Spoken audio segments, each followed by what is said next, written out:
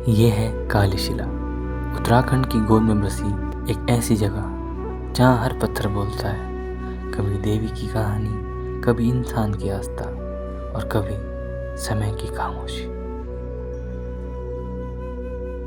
यहाँ के स्थानीय लोगों का मानना है कि यहाँ देवी काली ने तप किया था। तो नमस्ते दोस्तों, तो मैं लौटा हूँ एक नए सफ़र के साथ और एक नई आस्था के साथ। यहाँ मैं सिर्फ अकेला ही नहीं, मेरे साथ मेरी पूरी टीम है। और इस सफ़र के लिए मैं बहुत एक्साइटेड हूँ, क्योंकि ये मेरा एक बचपन का सपना था कि मैं काली शिला जाऊँ। काली शिला लगभग हमारे गांव से 53 किलोमीटर की दूरी पर है, जिसमें हमें सबसे पहले पहुँचना होता है काली मठ। काली मठ कहा जाता है माता काली ने यहाँ रक्त बीज नाम के राक्षस का संहार किया था। आज काली मठ उत्तराखंड के प्रमुख 108 शक्तिपीठों में से एक है। यहाँ हर साल हजारों श्रद्धालु और पर्यटक आते हैं। काली मठ की ये वादियाँ और शांति पूरे मन को लोभ देती है। यहाँ की 3 देवियों की लोक कथा।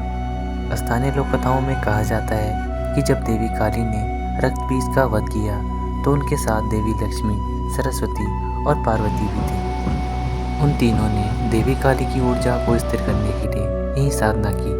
इसीलिए इस स्थान को शक्ति त्रिकोण या ट्रायंगल ऑफ गॉडेस भी कहा जाता है, जहाँ काली, लक्ष्मी और सरस्वती तीनों शक्ति का वास माना जाता है। हमारा जो सफ़र है सिर्फ यहीं पर ख़त्म नहीं होता है। सफ़र की शुरुआत तो अब होती है। यहाँ से लगभग 5 से 6 किलोमीटर दूर कालशिला है। काली मठ से लगभग 3 से 4 किलोमीटर दूर हम पहुँचते हैं जग्गी भगवान गांव में, जहाँ से हमें पैदल यात्रा शुरू करनी थी कालशिला की।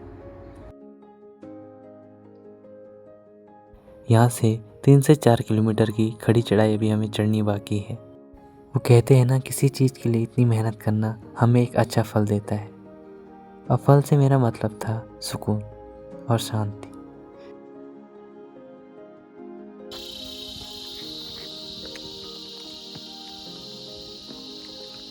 तो ये पत्थर जो है, मुझे यकीन नहीं हो रहा था, पर हम सच में एक दीवार जैसे खड़े पहाड़ के नीचे से चल रहे थे। और एक ये डर भी था कि ऊपर से कहीं पत्थर न गिर जाए। पर कालशिला को देखने की लालसा ने मेरे अंदर का सारा डर समाप्त कर दिया। कालशिला जाने के 2 रास्ते हैं, पर हमने चुना ये वाला। लोग कह रहे थे कि ये वाला रास्ता थोड़ा शॉर्टकट है।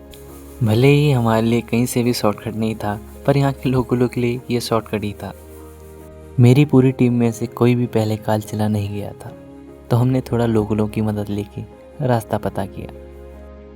पर इसके बाद जो मैंने देखा, वो देखने के बाद मैं हैरान हो गया। इस गांव में ना ही रोड की सुविधा, न स्वास्थ्य सुविधा, फिर भी लोग यहाँ खुशी खुशी अपना जीवन यापन कर रहे हैं। मैं कभी कभी सोचता हूँ कि हम शहरों में रहकर भी इतनी सुख सुविधाओं के बाद तब भी खुश नहीं हो पाते। ज़रूरी नहीं कि खुश होने की कोई वजह हो। ये चीज़ सिखाते हैं मुझे यहाँ के लोग।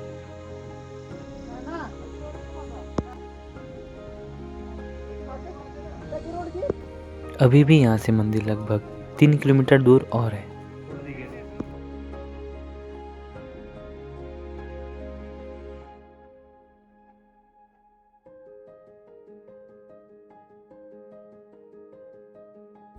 तो मुझे रास्ते में दिखाई देता है एक सुंदर सा प्यारा सा गाय का बछड़ा, जो कि मेरी तरफ देखे जा रहा था। और ये है उसकी माँ। अभी हमें 3 किलोमीटर की चढ़ाई और चढ़नी है।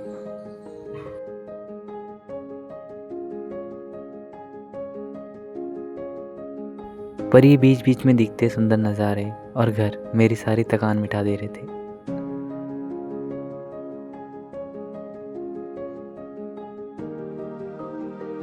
और मेरे साथ वाले तो कुछ ज़्यादा ही एक्साइटेड थे कालशिला को देखने के लिए।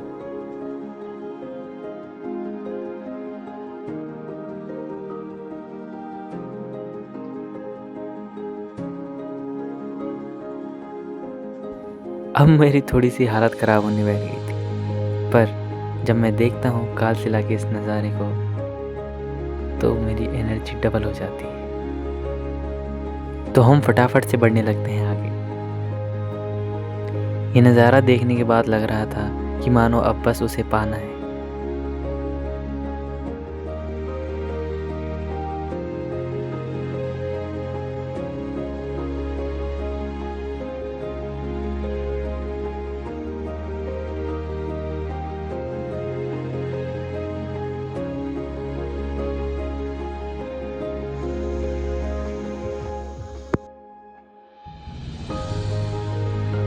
तो हम पहुंच जाते एक ऐसी जगह पे जहाँ से हमें कालशिला का पूरा पत्थर नज़र आ रहा था। तो ये है वो शिला जिसके लिए ये जगह प्रचलित है।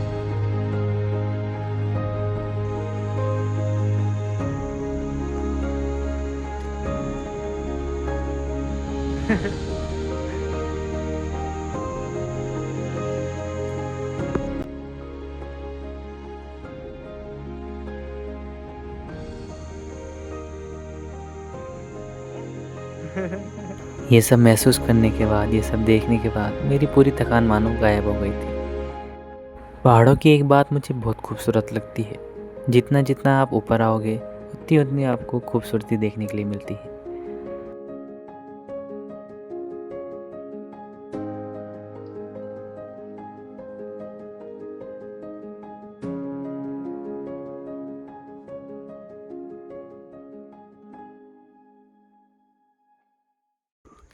कालशिला, तो यही वो शिला है जिसे माँ काली के रूप में पूजा जाता है।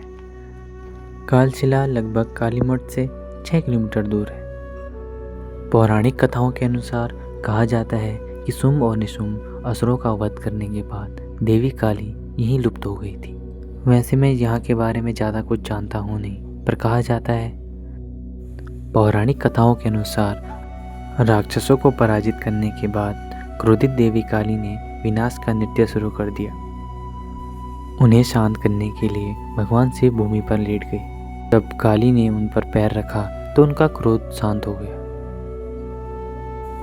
क्रोध शांत होने के बाद जिस स्थान पर वो भूमिगत हुई वह पवित्र माना जाता है। यह मंदिर जिस स्थान पर वह धरती में विलीन हुई थी उसे श्री यंत्र के नाम से जाना जाता है, और ऐसा माना जाता है कि कालशिला के बड़े पत्थर पर उनके पैरों के निशान हैं।